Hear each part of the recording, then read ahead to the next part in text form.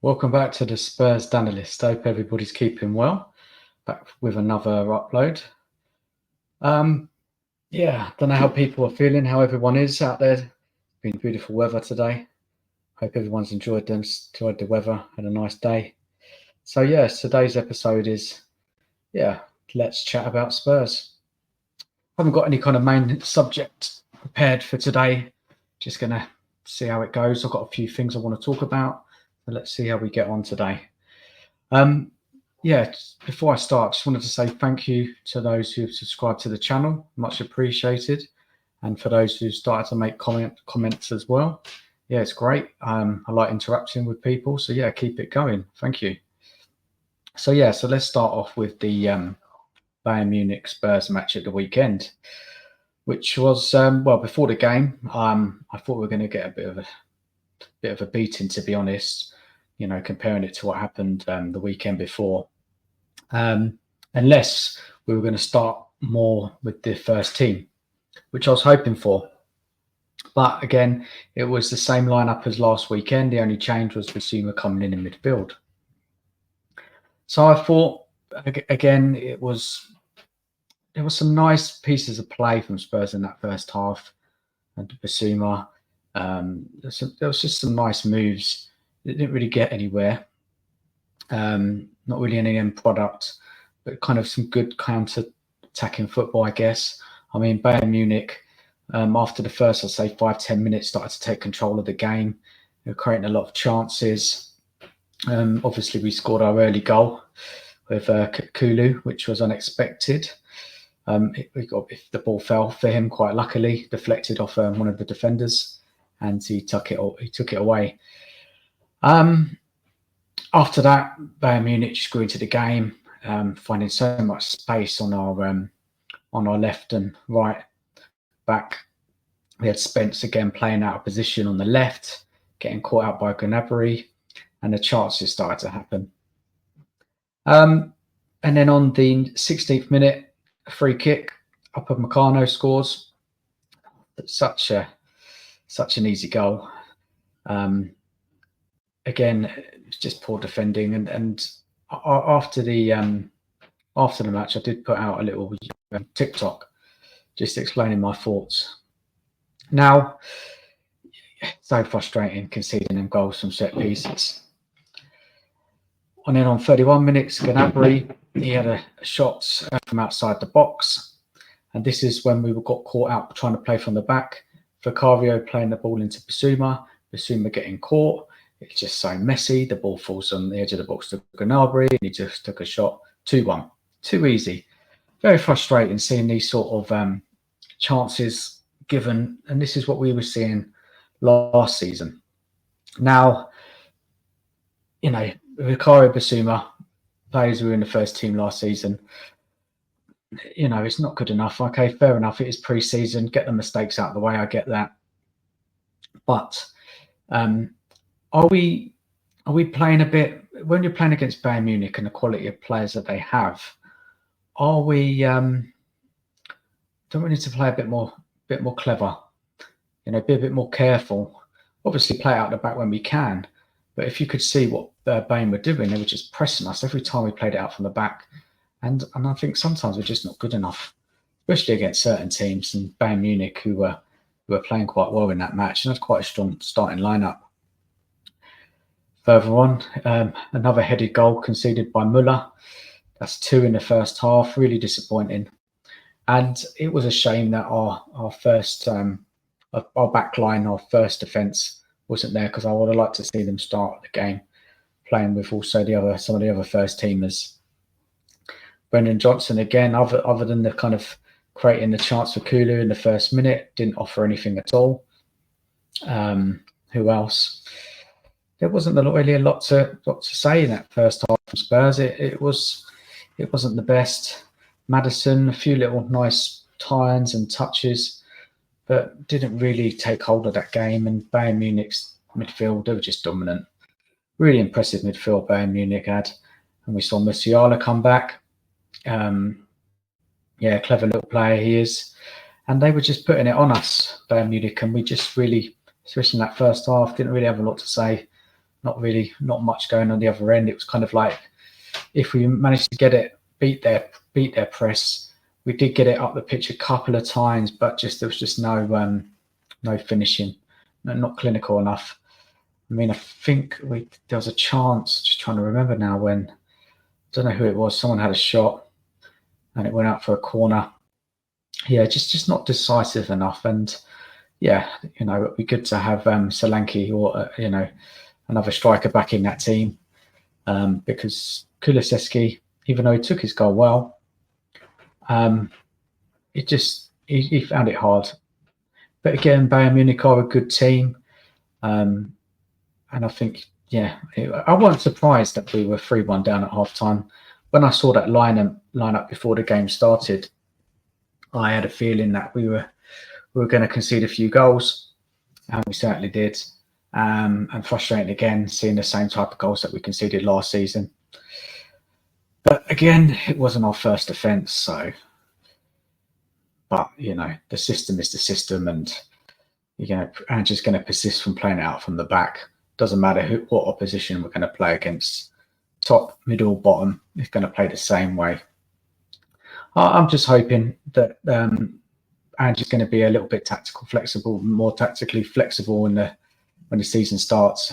And once we see the first lineup, our first team back, we start watching the game, we'll soon see what that team is going to do.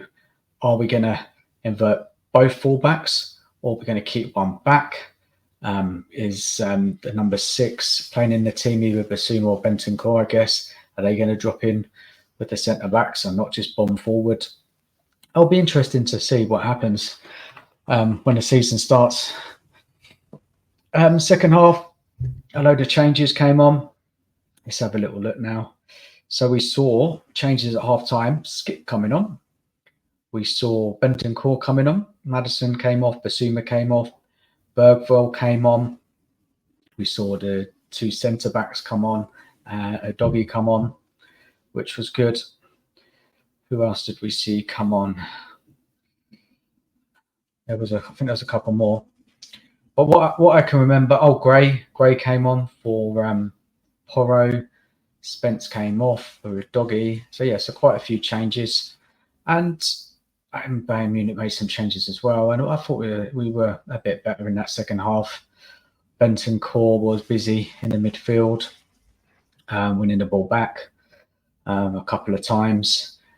Gray, even though he did give the ball away a few times, a few awkward passes, he did manage to get back. And you could see with Gray, he's definitely got some talent there, and trying to do the positive thing, positive thinking, positive football. Just willing to take that risk with the pass. He's got to be a bit careful. But lots of energy. I can remember Bergvall as well. He does go down a bit easy. He's going to have to get used to the pace of the Premier League when it started. But then I saw him win balls in midfield, and that's what we saw with our second goal, nipping it off one of the Bayern Munich midfielders. Can't remember who it was now, but then playing a good pass into Kulusevski, and Kulusevski did a tidy finish there, and it was 3-2. And so Bergvall was good. When I saw him, when he had the ball, he did use it well. I mean, Bentancur, he was quite physical, making some good challenges. The Doggy, obviously trying to get into match fitness. Didn't see too much of him, but it was good for him to see him back. Romero again going in hard for the tackle, which was good to see. We need Romero back in that side. Up for it. Even as a friendly, he was still playing with a lot of fight, and I felt the game was quite competitive, especially in the second half. Both teams did not want to lose. Tackles all over the park, pressing. It wasn't an easy game, and Bayern Munich I thought pretty strong. And even though when it went 3-2, you thought, okay, we can get back in this. He threw in a couple of youngsters with Lancashire and Mikey Moore. Has anyone else come in on that second half late on? Just double checking now. No, I don't think it was. No. he didn't make any more changes. We didn't see Donnelly or Devine. No, so yeah, so more came on, and Lancashire. And we couldn't, even though we had, I guess we had more of the ball in that second half, we were trying to get forward. It didn't look natural. It didn't look like there was a way we were going to get back in the play. We didn't have enough control of the game. I felt Bayern Munich were defending well. They were tight with us. They didn't give us any space. There was no easy 50-50s. They were winning the 50-50s. They weren't giving us anything. They didn't give us any time to play our football. Yeah, they played well, Bayern Munich, and they kept us at arm's length, I think, for the most of that second half. Even though I felt we were less vulnerable in conceding sense, having our line-up back, our first team defenders back in. I think Bergvall did well. Bentancur did okay. Archie Gray was okay. He found it hard, I think, against that level of opposition. They didn't give him any time or any space. Lancashire, a couple of little times, but nothing really clear cut. And didn't see much from Son. And I think Kulusevski went off after a while. I'm not too sure what time. But yeah, he went off a little bit later. But that was it really. The Bayern Munich Spurs match. I thought it was competitive. I thought it was a good test for us. Again, you could read too much into it. You could criticise them a lot, start saying, "Oh, it's the same things as last season," which is true. Same defensive errors. I've seen a lot of people talking about them conceding in set pieces. And if you do look at it and you've watched the guys back, it's poor defending. And it doesn't look like much has changed from next year. And I really hope, and I saw Ange on the touchline throughout that match, he weren't happy. He weren't happy at all. But good to see some of the first team players back, getting up so much fitness for the game against Leicester on the Monday night. And there's not much really more can read into that at the moment. Kulusevski, no. So this is like another game he was up front. I remember what I said in a couple of videos ago. I wanted to see Kulusevski against better opposition and to see how he got on. Yes, he got his 2 goals and he took them goals well.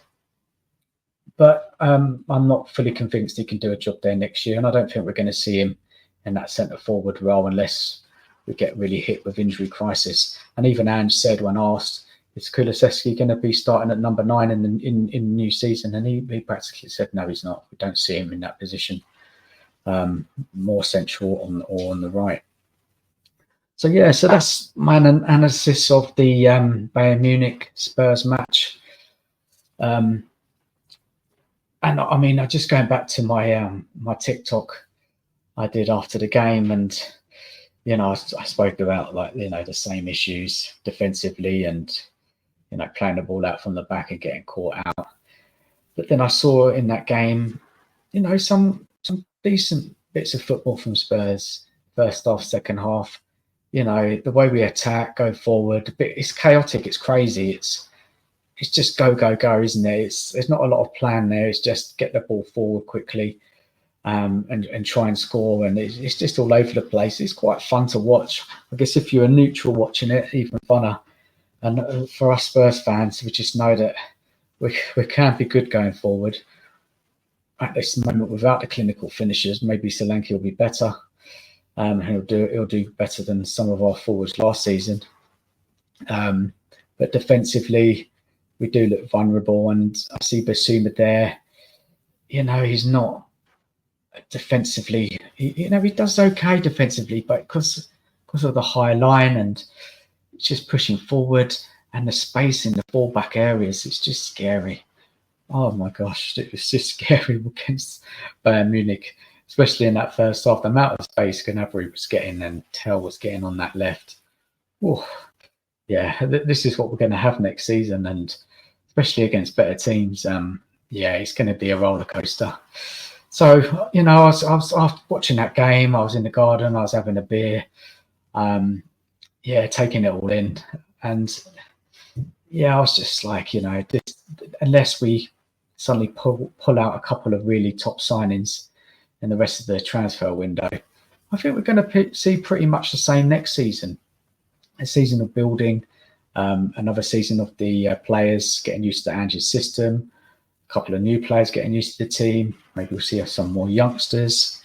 And yeah, we will win a lot of games. We have got good players.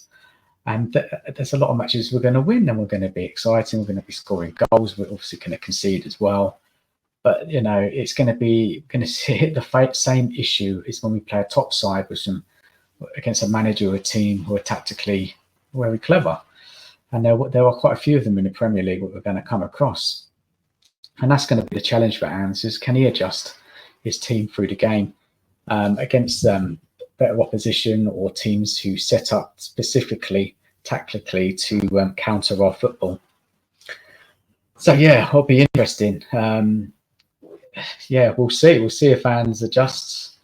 We'll see if we stop making those silly mistakes that we have last season and in pre-season, as we've seen. Let's hope we get a couple top players in before the end of the transfer window, especially that winger. I'll talk a little bit about transfers later on in the video. But yeah, I mean, my expectations at this moment, I would say, is kind of same as last season. Hopefully, we won't get hit with so many injuries and suspensions. A year of learning under Ange. Solanke hits the ground running. There's lots to think about with that. And maybe we could do well in a cup. And why not? We could go far as long as Ange plays a strong team. And we've got 3 cups we can go for. Regarding the Premier League, I think we'll be in around the European places, challenging for 4th Champions League spot, Europa League spot. I think we'll be in and around it. We have got good players. I think our team's a lot better than many teams in that Premier League. And I think we'll pick up a lot of points. But again, it's in those big games, especially more away from home. I'll be more worried going to places like St James's Park, Anfield, with the high line, gung-ho football. Yeah, and we got an early test as well. I think it's like the 3rd game in. I think we're going up to St James's Park. And let's see if there's lessons learned from last season. Because that was horrible. That was a shocker. Really, really poor. So yeah, like all this is going to come. We'll see. I'm going to be intrigued. So let's move on to what I'm going to talk about next. Let's have a bit of my coffee. I'm recording quite late tonight. It's midnight now. It's been so busy at home. It takes me a little time to get into the stream, relax a bit. But yeah, let's move on. So what we've seen on Twitter today, I'll read it out to you. Let's just get it off my phone. Where are you now? Here we are. Okay. Ange wants to bring in an all-action number 8 before the summer transfer window shuts. So it's not the number 6, which I think we need, and which I heard many Spurs fans think we need.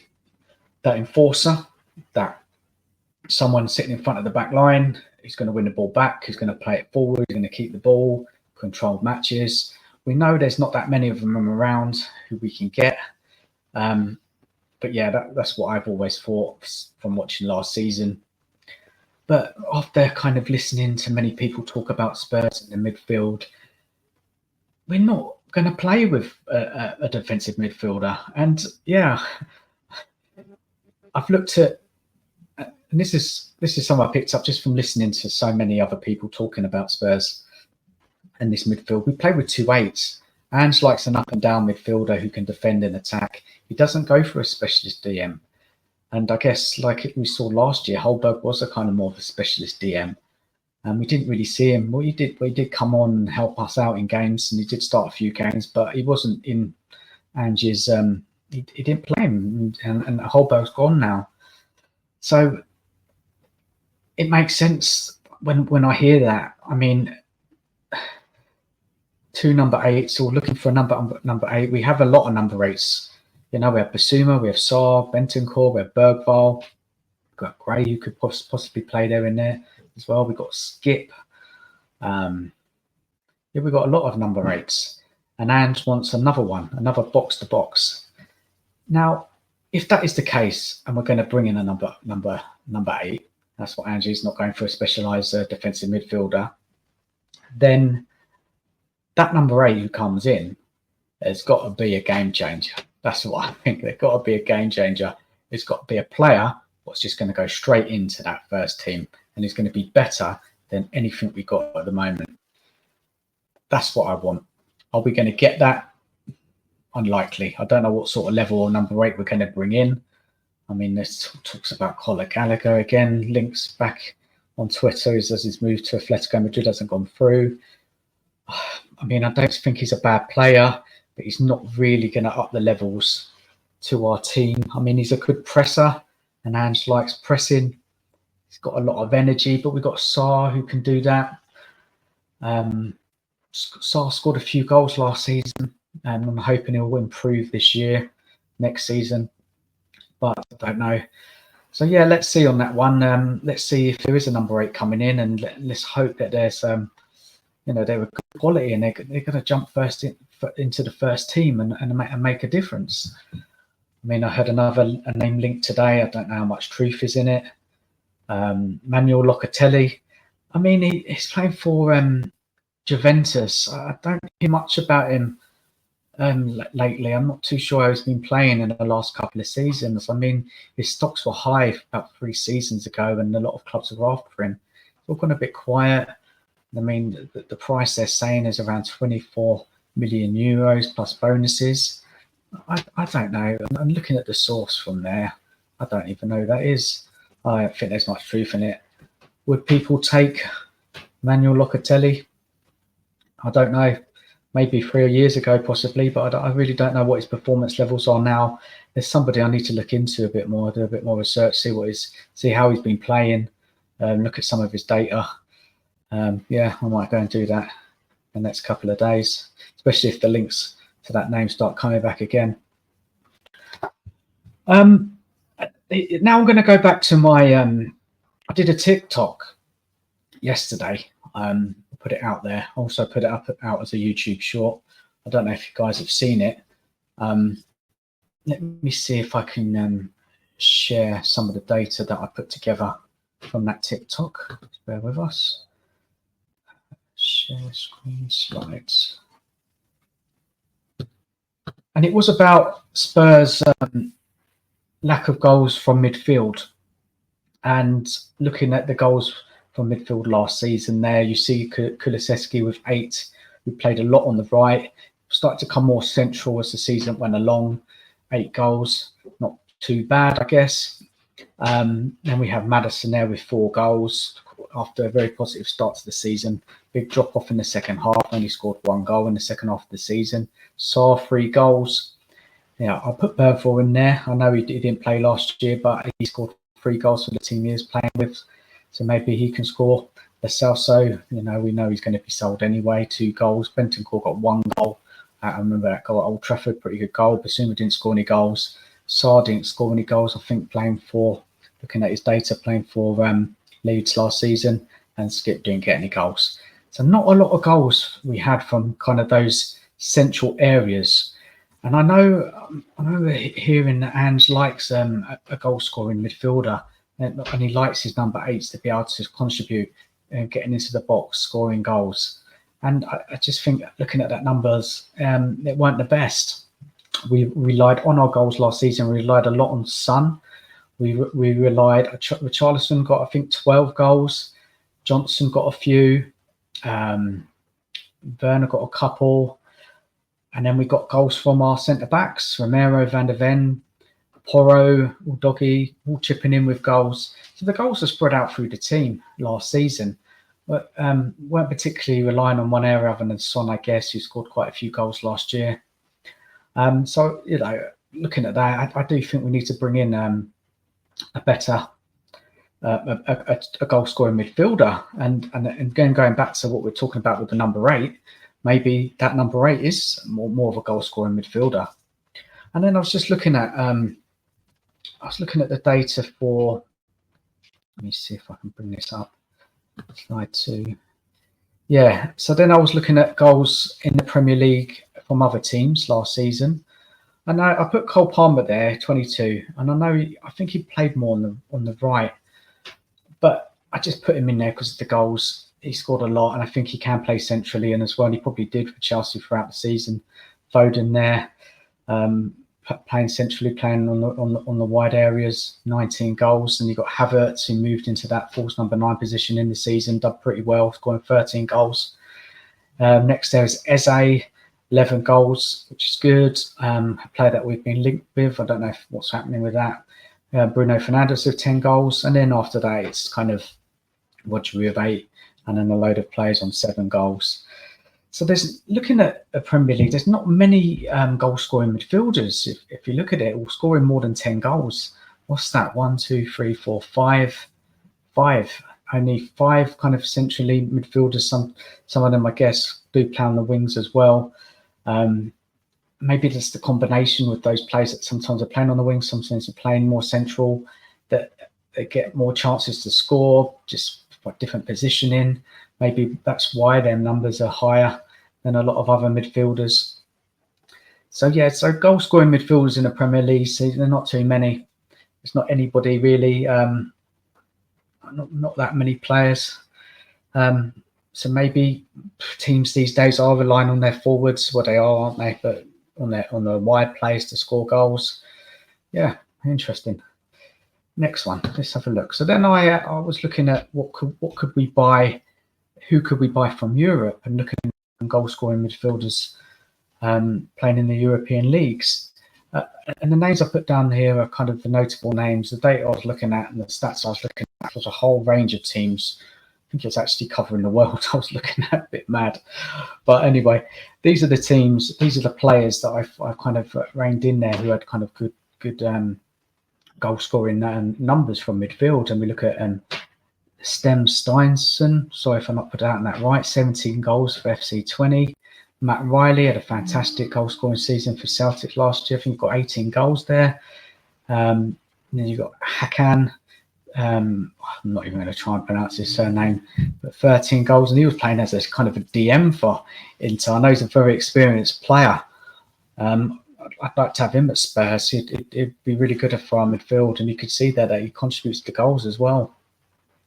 Then you have Cooper Tielemans, who's playing for Atalanta with 12 goals, and Wirtz, obviously Wirtz is out of our reach. He's not going to come to us. And then another player at the bottom, Sebastian Szymanski, who I don't know if fans remember or people remember.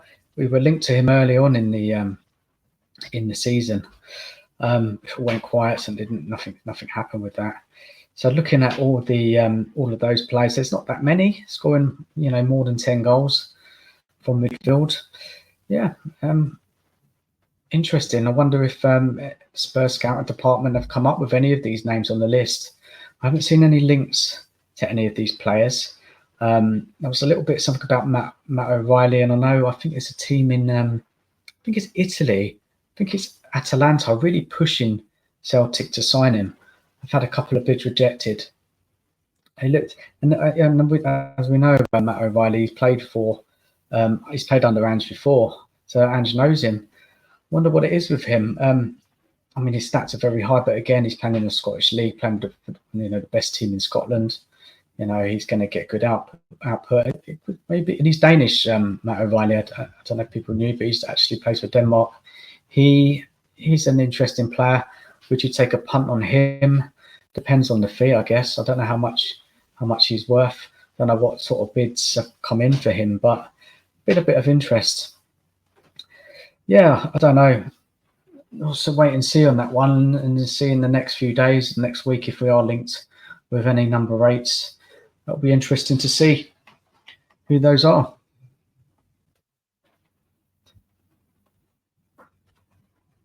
So let's just come out of that. Let's go back to the screen. Yeah, so Winger.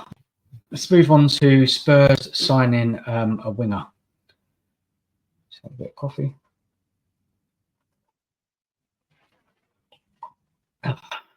Nice.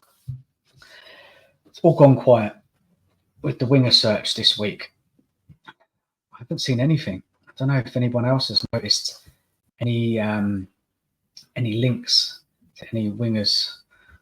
It's been really quiet since the weekend, and it's a bit strange because I think Ange said in his press conference after the Bayern Munich game that there are going to be some coming in. Didn't give a number, didn't say who, but he did say we are working on signings, but it's just nothing happening. Nothing happening this week. And what are we now? It's going to be Wednesday tomorrow. Not long now till the season starts. I think it's unlikely anything's really going to happen this week unless something comes out of the blue. We'll have to wait and see on that one. But yeah, it's so important that Spurs get in a really good winger who's going to make a difference to our team. Talking about Solanke and him needing to have good service to be able to get goals, someone who can take on a man. It's essential that we do bring in. And I think more on the right side of what we need for the new season. More on the right. I mean, I'd love to have one on the left, but obviously he's got Werner on loan. He's got Solomon there, which hopefully Solomon's going to go out. He's going to go out on loan. Maybe there's a winger out there who can do both sides. Some of these wingers these days they can do both, but two-footed. So we'll see. But it's all quiet. I mean, Eze is the ideal signing because he can play in the middle. He can play out wide. I don't know, 65 million, I suppose, going to come out and pay for him. It'll be interesting to see who we get in. Time's running out. Season starting. Disappointing that they're not going to get here before this beginning of the season. And even if they did get in now, I don't think they would start the game at the week on the Monday night. Maybe, you never know. Depends who they are. Depends how ready they are. So we'll have to watch that one. So thoughts, just a little thing here which I wanted to talk about. Next season. Now, some players I'm going to be watching quite closely, and I want improvements. I want consistency. I'll talk about 3 particular players here. First one is Basuma. Now, this is going to be his third season at Tottenham. And obviously, there's all that stuff that's happened this week. I mean, this video of him doing balloons, madness. Absolutely madness. What is he doing? Stupid thing to do just before the season starts. What is he doing? Has he always done that? Was he doing that last season? Is that why his form went out the window? Is he doing stupid stuff outside of football? Yeah, maybe, because he dropped off last season, lost a lot of confidence, especially after that sending off against Luton. He started off really well last season. I thought, this is it. This is the Basuma we brought, but he hasn't shown the consistency for Spurs. So he's a player I'm going to be watching very closely. And don't get me wrong, I get it. If he is playing as that kind of more of a, I know at number 8, but playing more back and more as a number 6, up and down, he does get isolated a lot, especially if the other 2 midfielders are pushed up higher. He does need a bit of help sometimes. And again, that's a tactical thing there, I think, which Ange needs to sort out. Yes, there's some games that we find lower level teams, some of the mid-table teams, we might be all right with him doing it all by himself. And we have seen him play well. I remember he had a great game against Arsenal in the first half of the season. He was really bossing that midfield. He had a really good game, so he can do it. He has got the ability. I think a lot of it is confidence with him and getting in a bit of a rhythm, getting a run together, feeling good about his football. So he's a player that I'm going to be watching closely, and I expect big things from Basuma. A lot of people have written him off already, a lot of Spurs fan base. They don't think he's the one. They don't think he's good enough. And then there's the counter argument saying, well, he's not being played in his right position. He is a box to box. He shouldn't be that one in front of the defence. So maybe, there's so many different views on it. And then throwing in that, the balloon thing, it's not helped at all, is it? Really, really stupid thing to do. I wonder if it will start on the Monday. I know the club said it's going to be dealt with internally, so I'll have to wait and see on that one. Another player I think I'm going to be watching closely next season is Bentancur. Now, Bentancur, this is going to be his 4th season at the club. And I remember when he first came in under Conte, he was pretty good. Him and Kulusevski helped us get that top 4 position that season. Both were really, really good. But since then, Bentancur has been very inconsistent. I know he had the horrible injury, and then he had another injury last season. And I'm sure that did affect his game and his energy levels. Just didn't seem the same player as he was, the previous couple. Has he got the stamina? Has he got the mobility now after those injuries to, what can I say, to play the Ange way? We know Ange likes the all action fit midfielders, up and down, running all game. Can Bentancur physically do it for 90 minutes? On the evidence, what we saw when he came back last season, no, I don't think so. Yes, he did have a couple of good games. Yes, there was a couple of moments in games where he'd win the ball back, he'll do a good turn, he'd pass it forward. But I wouldn't say Bentancur is a controller of a midfield. I don't think he's that. I think he is a box-to-box, or kind of do a bit of defending, getting the ball forward, can pop up with a goal. I mean, look, I had to look at Bentancur's goal scoring record even before he went to Spurs, playing in Italy. He didn't score many goals, Goals has not really been his thing. So he's another player. I think it's a kind of a make or break season for him, as well as Bissouma. They've really got to step it up this year. We've got to see more consistency from those two. It's so important. It's so important that field works. And there is so many question marks about that midfield from I think myself and other fans. They're good players, Bissouma, Bentancur, and they can be amazing and do some really good things for Spurs.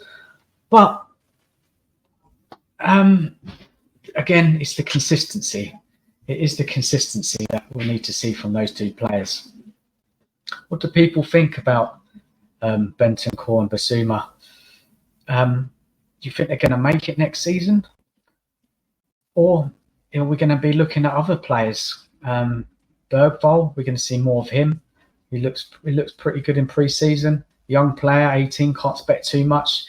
I'm not going to know what's hitting when he starts playing in that Premier League. People are really going to go in hard. It's going to be a bit of a shock for him. Maybe we'll see Gray there. I don't know. You've got these players in carefully. Another player I think is on trial. That's funny I say that. He's on trial. You know what I mean. He's another player that I'm expecting more from next season. Last season, he completely disappeared second half of the season after coming back for injury. I've already discussed quite a lot about Maddison in one of my earlier videos. He really has to play better this season. And the signs from pre-season so far doesn't show you that he's gonna start the season well. But it was pre-season. He weren't playing with the whole first team. The heat playing in Asia must have been quite tough for him. And when we saw him against Bayern Munich, it was just Bayern Munich were just good, weren't they? The midfield were good. They didn't give Maddison that much at all. Top quality team, Bayern Munich, top players as well. So Maddison is a player that I'm going to be watching closely. I expect a lot from Maddison next season. Is he going to live up to the hype of when we signed him? Like Maddison, what a great signing, playmaker, potential game changer for us. What we need, a player like Eriksen, someone who's going to, our number 10, who's going to create, who's going to score, going to take on players. And we did see that in the first 10 games. we did see that he impacted a lot, and he got us a lot of points, him and Son, the first 10 games with their link-up play. Let's hope that he hits the ground running. And what a place to go and start that kind of getting back to Maddison on the Monday night against Leicester. Yeah, he knows in the ground well. Are the fans going to be on his side? Are they going to be booing? Well, we'll have to see. I don't think they will boo him. I think Maddison was a good servant for Leicester. I think they will have a lot of respect for him. So let's see how he gets on against Leicester in not many days' time now. So another thing I wanted to talk about. Let's have a little bit of a break. Quickly.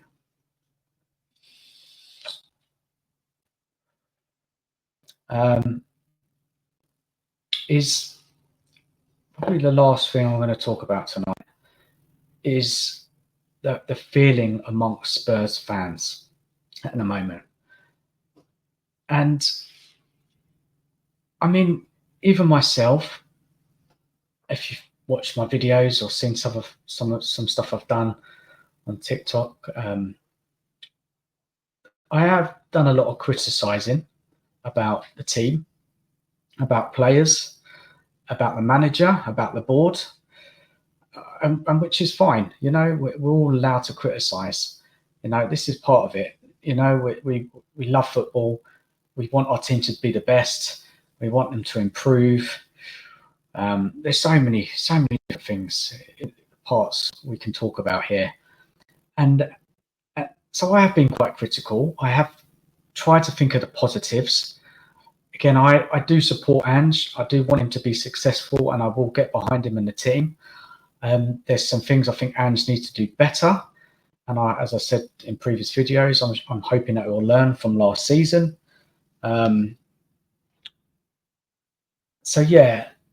So why I'm saying that is that, you know, it is okay to criticize the team, and it's okay.